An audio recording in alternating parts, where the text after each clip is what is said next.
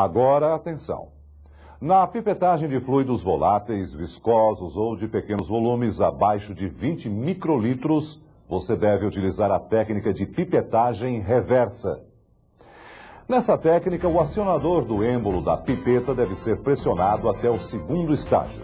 Para aspirar o volume desejado, libere o acionador do êmbolo gradativamente até a posição inicial. Para dispensar o líquido, pressione gradativamente o acionador do êmbolo até o primeiro estágio. Retorne lentamente o acionador até a posição de descanso. E como são feitas as pipetagens com pipetas multicanal? Bem, antes de iniciar a pipetagem com pipetas multicanal, verifique se todas as ponteiras estão bem acopladas. Utilize sempre ponteiras iguais. Durante o procedimento, certifique-se de que o líquido pipetado atinge o mesmo nível em todos os canais. Além de seguir as técnicas corretas, o que mais você pode fazer para evitar erros nos procedimentos de pipetagem? Olha, verifique sempre se há algum componente quebrado, se há dificuldade no deslizamento do êmbolo ou se há vazamento no sistema. Mas como é possível saber se há vazamento no sistema? Fazendo o teste hidrostático. Veja como fazê-lo. Fixe cuidadosamente a ponteira na pipeta. Aspire água destilada até o primeiro estágio da pipeta. Tampe a extremidade inferior da ponteira com um dedo. Pressione o acionador do êmbolo até o segundo estágio, permanecendo assim por aproximadamente 20 segundos. Solte lentamente o acionador do êmbolo até a sua posição original. Retire o dedo da extremidade da ponteira e verifique se a água se desloca para o interior da pipeta. Se isto ocorrer, há problema de vedação na pipeta ou no seu acoplamento com a ponteira. As pipetas que apresentem problemas de vedação devem ser descontaminadas e encaminhadas para manutenção. Acompanhe agora como é feita a calibração de pipetas. Esse procedimento determina se o volume aspirado por uma pipeta está de acordo com o esperado. A calibração de instrumentos que medem volume é feita com o auxílio de balanças.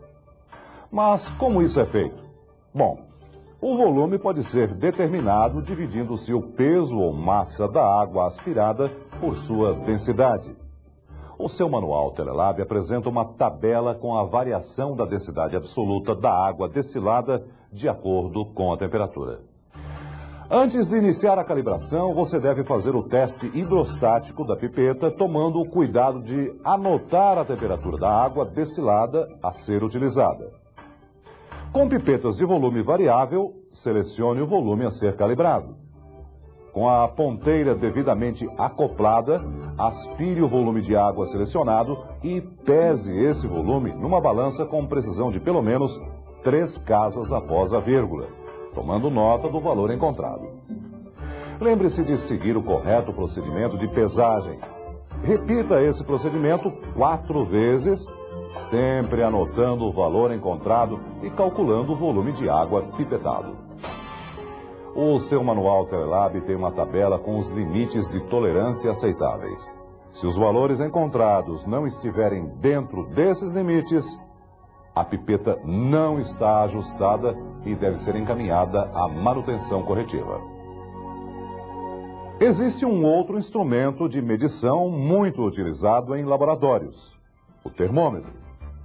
O controle da temperatura é de extrema importância no ambiente do laboratório, na realização de ensaios e também na conservação de substâncias. Por isso, o monitoramento de alguns equipamentos, como termoblocos, incubadoras, geladeiras e congeladores, exige a utilização de termômetros específicos, como os de máxima e mínima e os termômetros de leitura pontual ou instantânea. E para que são utilizados os termômetros de leitura pontual ou instantânea? Bem, os termômetros de leitura pontual ou instantânea medem a temperatura em um dado momento e são úteis no monitoramento de equipamentos. A sua precisão varia conforme o tipo do termômetro. E para que são utilizados os termômetros de máxima e mínima? Esses termômetros indicam as temperaturas máxima e mínima ocorridas em um determinado período. São utilizados para controle da temperatura ambiente do laboratório e no monitoramento de equipamentos como congeladores, geladeiras e estufas. Os termômetros de máxima e mínima acusam o mau funcionamento de um equipamento, seja por problemas de manutenção ou por cortes temporários de energia. Mas como se faz a leitura em termômetros de máxima e mínima? Esses termômetros possuem duas colunas. Uma indica a temperatura máxima e a outra a temperatura mínima. Para fazer a leitura, observe os indicadores em cada coluna. Leia a temperatura indicada na parte inferior de cada indicador. Lembre-se que, após a leitura, os indicadores devem ser trazidos de encontro à coluna para que ele possa registrar as temperaturas máxima e mínima de um novo período. Para o monitoramento de equipamentos, independente do tipo de termômetro utilizado, você deve seguir as seguintes recomendações. Utilize um termômetro exclusivo para cada equipamento. Os termômetros que são usados em estufas, geladeiras e congeladores devem ser instalados com o bulbo imerso em uma solução de água e glicerol a 10% volume a volume para manter a temperatura estável.